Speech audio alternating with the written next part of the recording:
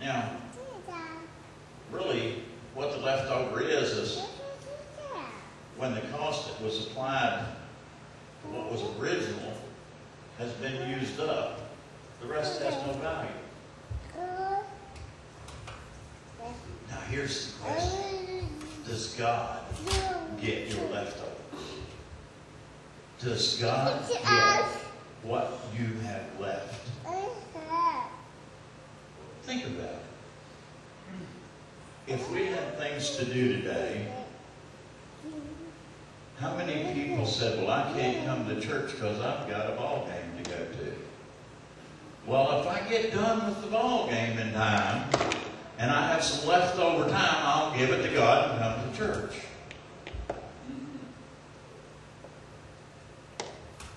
Man once lived in a place called the Garden of Eden.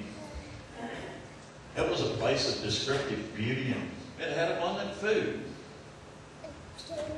This guy named Adam and a woman named Eve were the first used leftovers, because they had everything they needed and had a little leftover time, so they gave it to, they put the devil in front and gave God the leftovers. And God cursed them for doing that, and he said, I didn't realize this until I was studying the lesson, but we wouldn't have had thistles if Adam and Eve hadn't sinned. Did you know that? Amen. That's right. Because God didn't originally create them. He used them as a curse. So every time I see a thistle now, I can say, Adam, this was your fault. But that'll be just. But, no. What Adam said, or what God really cursed it with, was he said, you're going to sweat. You're going to sweat every time you work. It's not going to be easy anymore, and you're going to sweat. Everything that you get, you're going to have to work for. When we work for things, well, look at the farmer. Take sweat to transform his crop into cash. Look at the bricklayer. Takes his sweat and stack the bricks up and make a building. Look at the soldier's sweat that he sweated, came out for freedom. Sweat pays a price. God gave his best for us, and he'd expect the best in return out of us. Remember old King David replaced Saul as king? Well, in 2 Samuel, he made a pretty interesting statement. Now, a little background, they were building an altar, and David, as king, needed something to sacrifice, something to put on the altar. And the altar, just a little bit behind. Before the cross, it was the altar. And then people looked to the cross from the altar. Then we look, everything, all our blessings are from the cross. They were looking to the cross. So when we come to the altar up here, we've already got the blessings that they were praying for. Okay? Just want to make sure we get that right. So here old King David, he's wanting to come up with something. And here in Kings, or Samuel, 2 Samuel 24, he said, let my Lord, the king, take whatever he pleases after him and whoops, wrong verse. Bifocals in the wrong place. But no, I insist on paying for it, he says.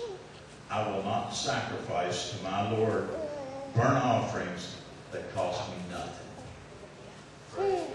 David, the king, who had it all, without paying, he wasn't going to sacrifice something that cost him no sweat. He wasn't giving God leftovers. Well, sweat. Well, some don't. I'm just sweating like it's going out of style. So whether you use the term in a figurative type way or whether you use it literally, somehow you're going to sweat to make a living. You're going to sweat and say, is the job going to be there tomorrow? Well, they're talking about shutting down. I don't know how much more work we're going to have, but you're going to sweat one way or another. We spend so much time sweating things that really don't even matter. Things that we have taken for granted, things that God has guaranteed us, we sweat so much over. And things that we ought to be sweating, we forget.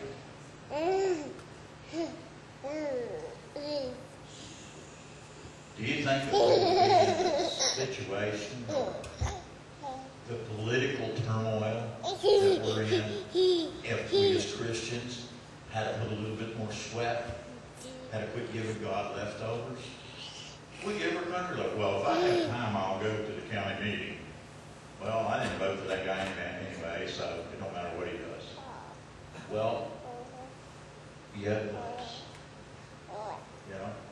And when we neglect what's going on in our country, we're giving God leftovers. Plain and simple.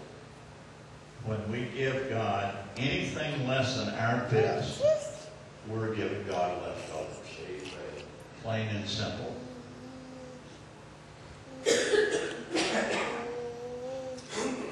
The word worship comes from worthship, which is the act of assessing worth or value of a person or object.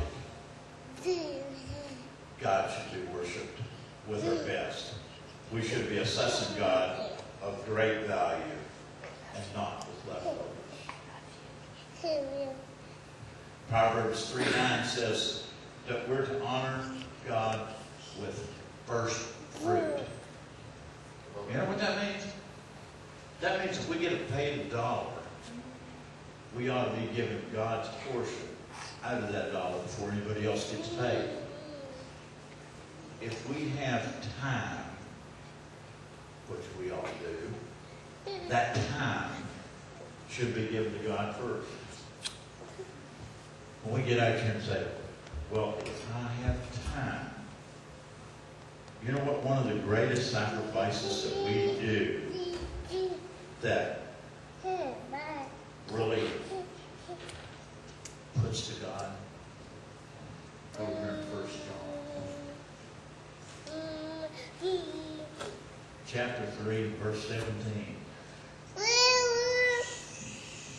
Here's one of the sacrifices that God really likes. If anyone has material possession and sees his brother in need, but has no pity on him, how can the love of God be with him? God's saying the inconvenience, what you can give, as you give to your neighbor in need. When you see somebody down and out, you can help them. That's giving God your first fruit. You see that food pantry in the back over there? That's helped a half a dozen families already because people brought their excess. And that's not leftovers, because I'm sure some of those folks could have eaten that food that they brought over here and put in their shelves.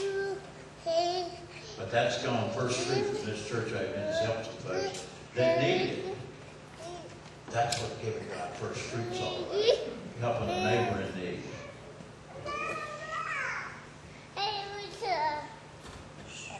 You know, stop and evaluate. Are you giving God your leftovers? Are you giving God what you have no use for? Well, gee whiz. I have the 14th of February of 1986. Let's see, what did I do that day? Yeah, well, I gave God 10 minutes that day, and I should be due sometime next year for another 10 minutes. I mean, that's the attitude that we get. We can take care of everything else and give God the leftover. What we don't have any value for, God ought to be getting first fruit. Give God your best.